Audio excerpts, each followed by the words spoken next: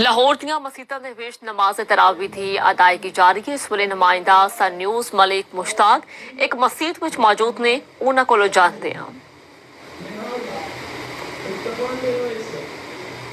जी बिल्कुल खैर दे नाल रमजान उल मुबारक दा महीना चढ़ पिया ते मरकजी रूह ते हलाल कमेटी दे ऐलान तो बाद दस्सिया गया कि पाकिस्तान दे विच चन्न लभ पिया है।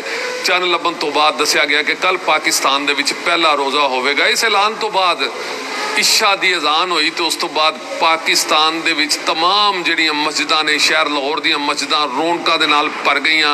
लोग परागियां दे परागे चौक दर चौक नमाज़े तरावी वास्ते मस्जिदां दे विच पहुंचे ते इस हवाले नाल लोग ना सिर्फ नमाज़े तरावी अदा कर रहे हैं, नाल आख रहे हैं कि यह रमजान उल मुबारक दा पाक महीना रहमतां बरकतां ते मगफरत दा महीना समझा जाता है।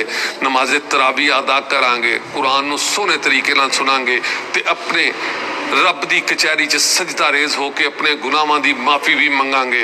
क्योंकि पाकिस्तान दे विच कल पहला रोज़ा होवेगा। इस हवाले नाल लाहौर शहर दीयां तमाम मस्जिदां जिहड़ियां ने इस वेले चौक दर चौक लोकां दे नाल भरियां होईयां ने, खचाखच भरियां ने। लोग नमाज़े तरावी अदा करन लई आ रहे ने ते नमाज़े तरावी जिहड़ी है लाहौर च वो शुरू हो चुकी है जी। हुकूमत